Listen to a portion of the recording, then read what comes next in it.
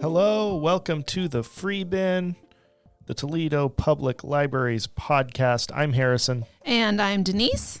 I got to hand the intro off to you one of these weeks. I feel like it's the same. People are going to think they're hearing the same episode. I do the same intro every week. I don't know if I can handle it, but okay, we'll try it. How are you doing? I'm good. It's Friday. It's Friday. Yay. And oh my goodness, we are right around the corner from October. Yeah, we are. Wow. I love this time of year. It's my favorite time of year. I had so much fun making that new display about fall in the front. It's like, oh, everything is just, I love the colors about fall. I love the weather's changing. I love it all. Yeah. I've been listening to a lot of English folk music. That's something I've been doing recently for some reason. I like that. That's what I want to listen to when the weather starts changing. I always love it when Harrison puts on some tunes in the back, and it's very eclectic. You never know what's going to come. The ones he's had lately have been very catchy. I enjoy that. I've got a playlist that's got a whole lot of Steel Ice Band and Jethro Tull and some Barry Dransfield and stuff, and some Typo Negative and it's good stuff. Things. Denyse balances us out in the office. Denyse brings some funk, some disco. Yep. You never know what I might put on. It just depends on what hits me. Yeah. Something upbeat though. Yeah, we got to publish some playlists one of these days. Yes, that'd be fun. All right. Well, we have some fun stuff planned for October. We do.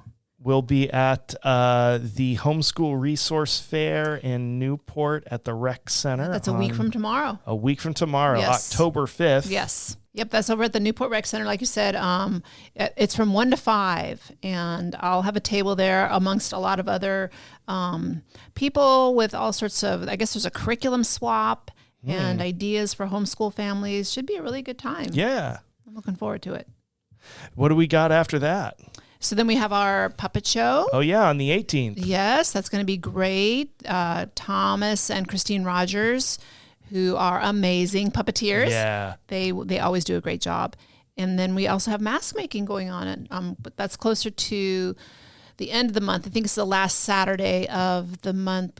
Is that the 26th? 26th, yeah. Thank you. Okay. Yep. And Larry, Adrian, and Dina will be helping us out with that with the Oregon Coast Children's Theater. So they're always wonderful too. We're surrounded by great people here. Yeah. And we're of course going to be doing the Halloween thing downtown, trick or treat. Oh yeah. Yep. We'll have a table at trick or treat night.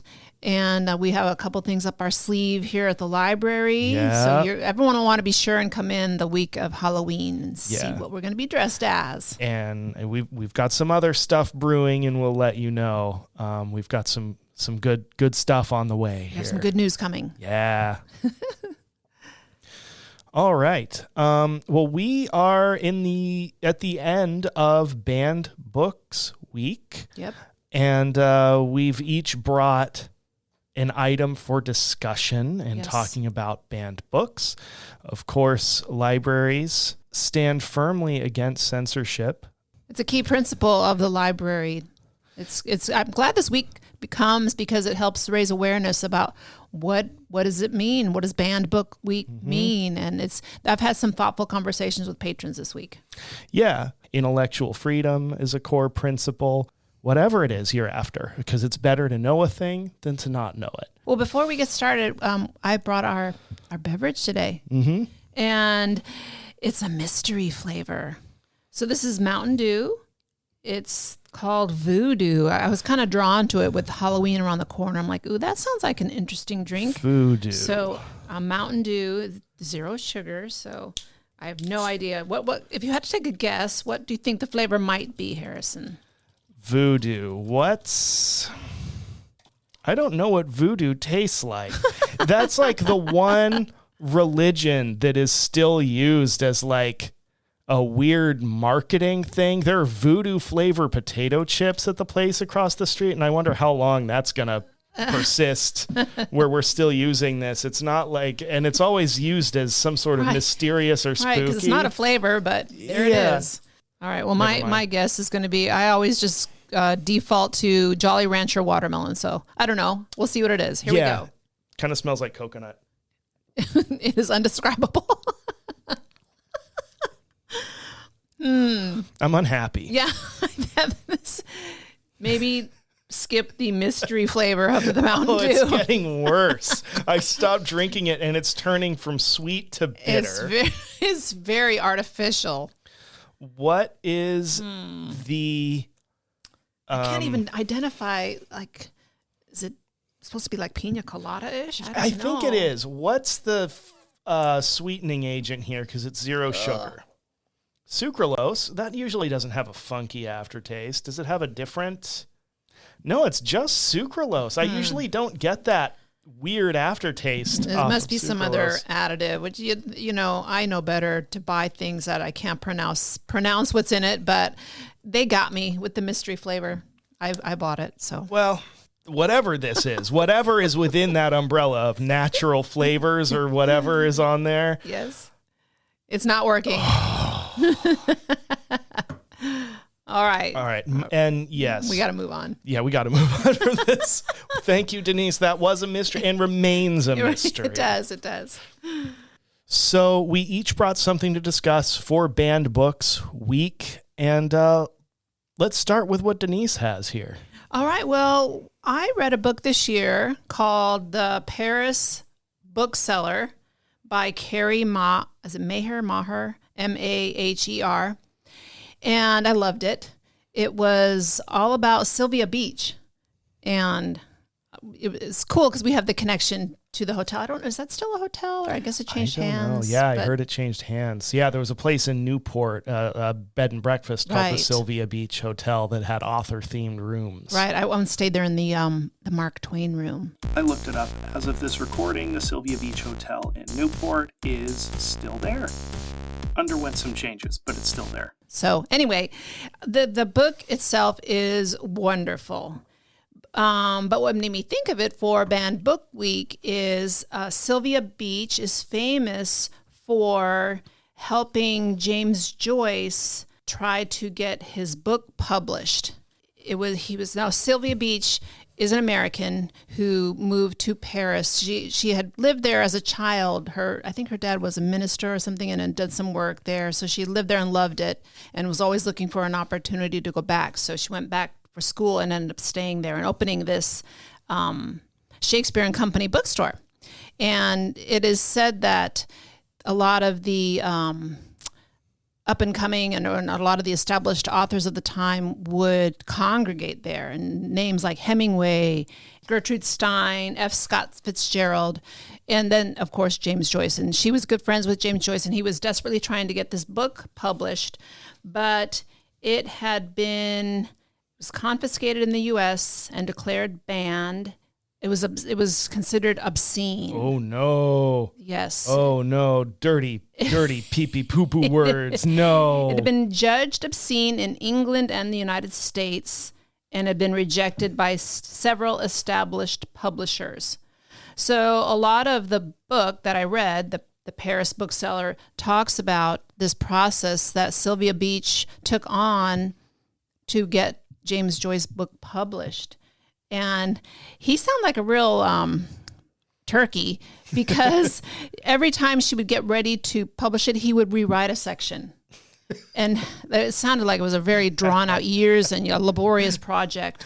But ultimately, it did get published, and they ultimately got it over to the United States after Hemingway took it on, and he shipped books to a friend in Canada who then would smuggle them into the United States, a few copies at a time, down his pants into New York City via the ferry.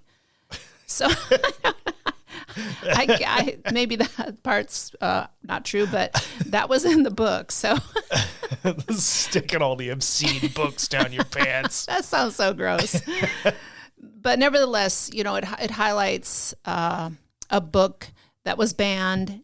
And for me, anytime I hear a book is banned, it makes me want to read it then. I want to decide for myself, and if I find it obscene, then I won't, recommend it to my friends, but I want to know.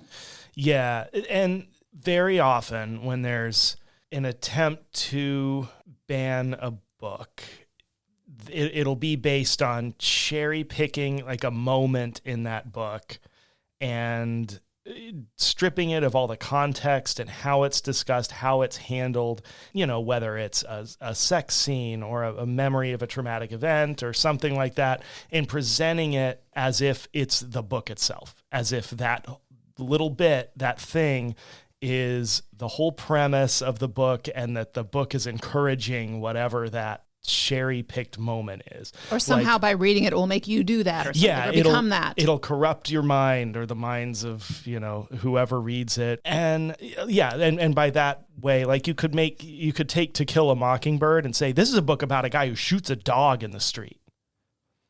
And has nothing to do with the narrative. That's a scene in the book. It's one tiny part of the book. And in the context, it's about how, Atticus Finch, there's this dog with rabies who's suffering, and he puts it down, and it's a very, it's a striking moment in the book, but I think we could all recognize, anyone who's read that book or even hasn't, right, if you were to say, you know what this book is about? This book's about shooting dogs. This book makes a hero out of a guy who shoots a dog.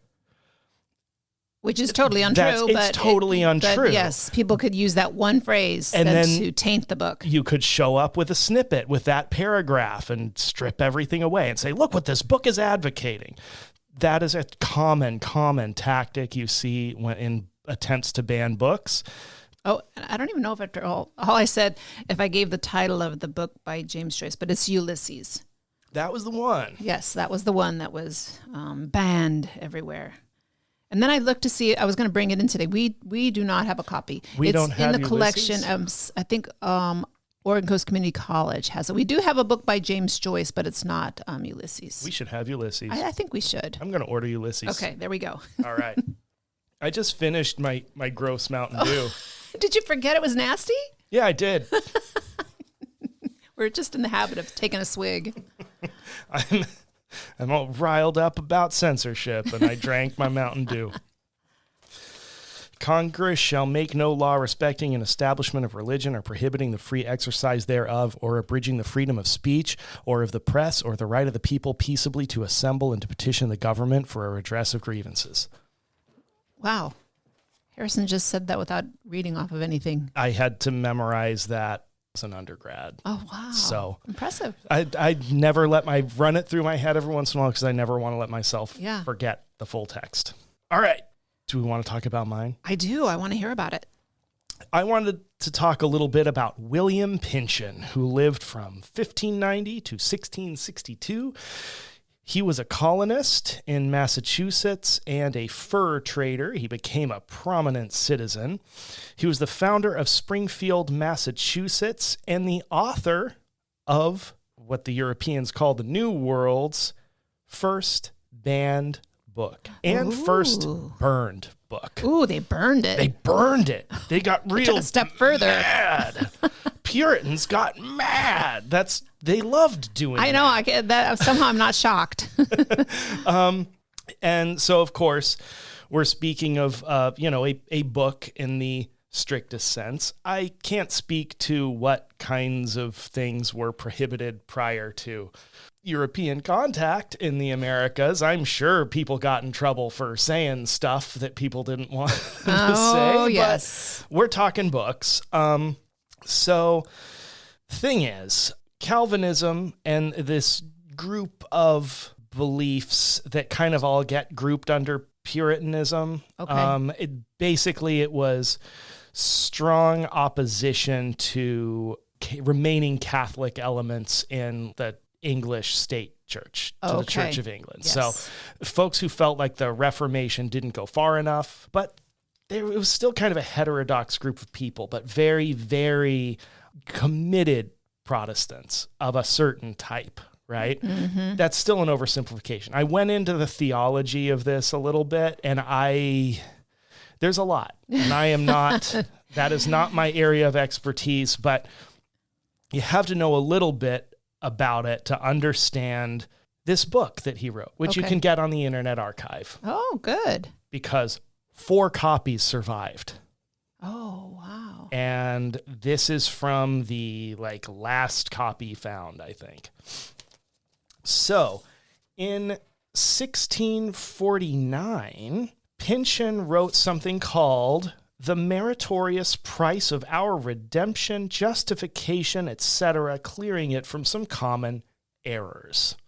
This was a critique of the Puritan Calvinist interpretation of the Bible. Okay. And I'm just going to summarize what's on this front page here, where he lays out the key points. It's a very ancient looking Try to make sense copy. of it. Looks like an old timey page of a book.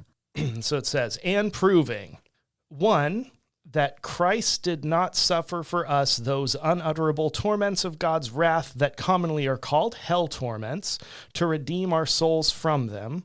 2, that Christ did not bear our sins by God's imputation, and therefore he did not bear the curse of the law for them. 3, that Christ hath redeemed us from the curse of the law, not by suffering the said curse for us, but by a satisfactory price of atonement, videlicet, by paying or performing unto his Father that invaluable precious thing of his mediatorial obedience, whereof his mediatorial sacrifice of atonement was the masterpiece.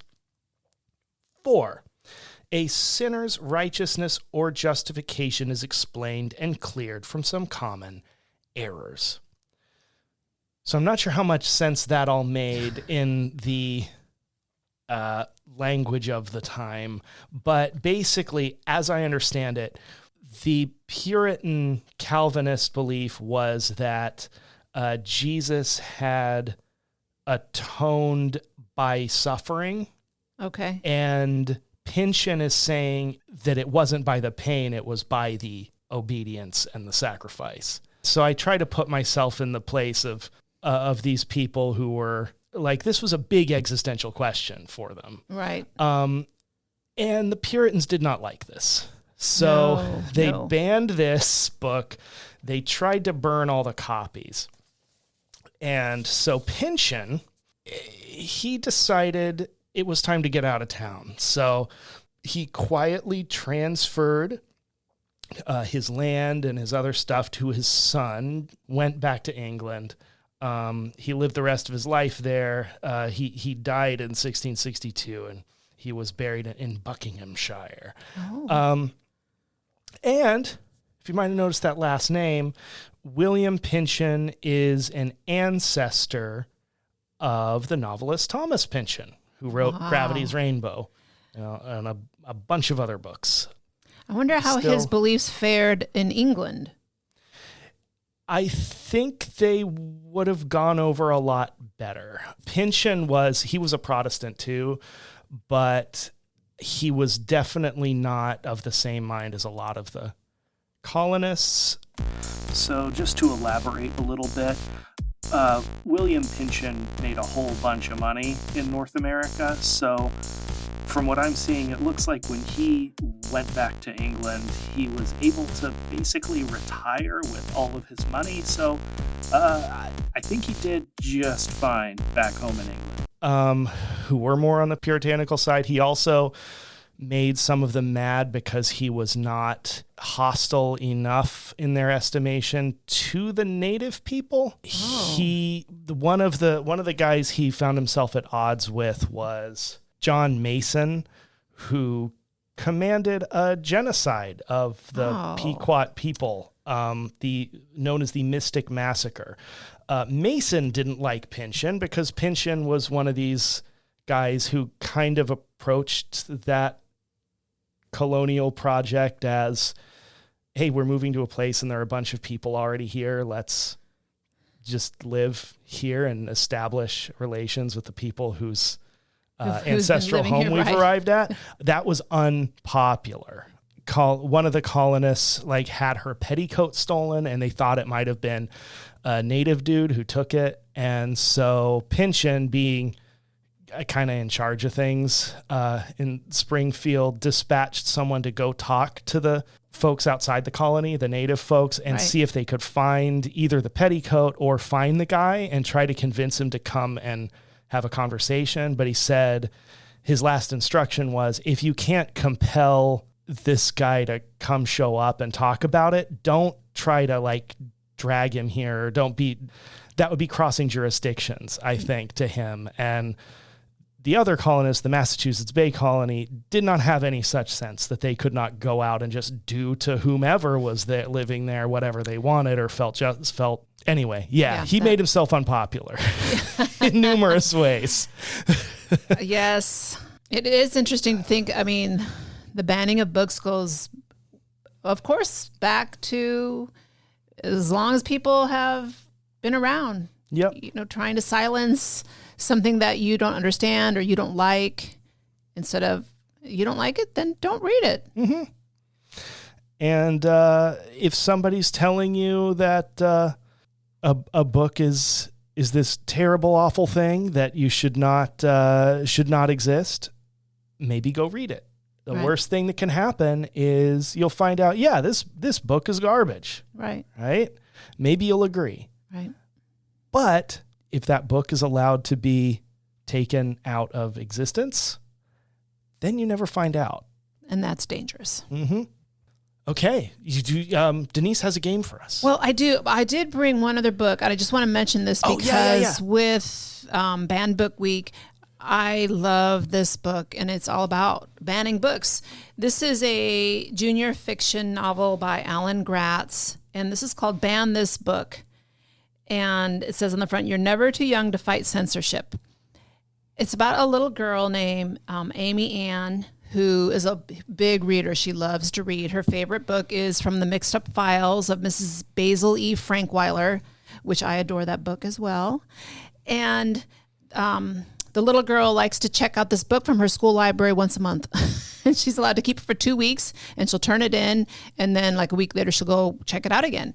And she goes to check it out one week and it's gone, and then unfolds the story of, well, the book has been banned because a parent didn't like something in the book. And it just does such a good job of explaining, you know, what it means to ban a book and the implications it has on this case, an entire student body, and how the little girl goes about fighting it. Mm-hmm. And it's just a really well told story. The characters are great, has a great message, and I just highly recommend this book. All right, this is going to be called Banned Book, Who Am I? Okay. I'm going to read you a snippet of why a book has been banned, and you're going to have to try to guess what book I'm talking about. And all my books are they're either picture books or they're from the junior fiction section. Okay. Okay. Here we go. So the first one is banned for its objectionable entries, particularly slang words. There are two versions of this book that has been banned in various libraries and schools, one of them being the Merriam-Webster version of this. Merriam-Webster version of this, including slang words. I'm going to guess this is a dictionary. This is a dictionary. Yes. Wow. Yeah, that should have all the words. It should. That's the point of a dictionary. All right, the next one. Banned because adults found it problematic that the main character was punished by being sent to bed without dinner, and also bristled at the book's supernatural themes. Sent to bed without dinner, supernatural themes.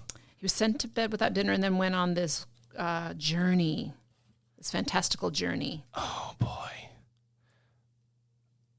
That's so many books. That is. Like, I don't know, James and the Giant Peach. This one is Where the Wild Things Are. Where the Wild Things Are. Yep, Max was naughty and was sent to bed and then goes on that big journey. Right. I love those. Where the wild things, they're so cool looking. Okay, our next one. Banned for the anti-deforesting plotline.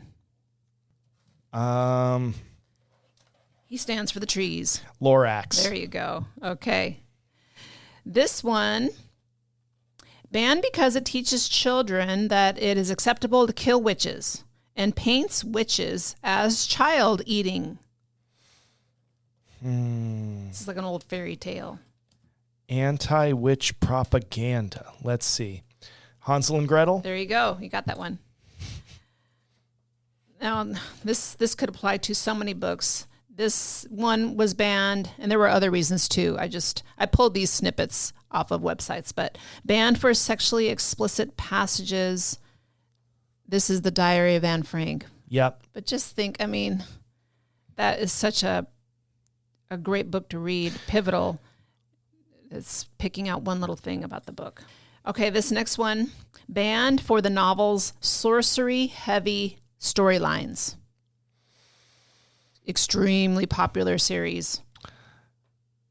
Lord of the Rings. Oh, close. A little bit younger, Harry Potter. Harry Potter. Okay, a couple more. A ban for being unsuited to the age group because of the tough themes it grapples with, including euthanasia and drug use. I had to read this one in high school. Euthanasia and drug use. This is a Lois Lowry book. The Giver? There you go. I don't remember do I remember the euthanasia part? I remember the premise. Yeah. So it must not, I mean, this is obviously not the point of the book, but. All right, this next one. This is my very favorite book when I was little. Banned for showing lower life forms with human abilities. Lower life forms with human abilities. Redwall? This is featuring a pig and a spider. Oh, Charlotte's Web? Yes. Who would ban Charlotte's Web? My goodness. Okay. Banned from the shelves because its main character is, well, a spy. Harriet the Spy? You got it. I'm guessing these are probably school library These are definitely school libraries. I'm getting the theme now. Yes. Yeah. And this last one, banned because it mentions snuff, tobacco, and whiskey. Let me think here. You won't be surprised by this author, I don't think. Snuff, tobacco, and whiskey. That could be anything written before like 1995. That's like every children's book that I read before I was like 10. That's true. That's true. So this is James and the Giant Peach. That was James and the Giant Peach. And it made me so curious, so I had to find in the book where it talked about it. Okay. Okay. So it's all the way in chapter 25, and it's the centipede. That darn centipede. The centipede is quite the character. Okay. And he's singing a song, and this is what the song says. Once upon a time, when pigs were swine, and monkeys chewed tobacco, and hens took snuff to make themselves tough, and the ducks said quack, quack, quacko.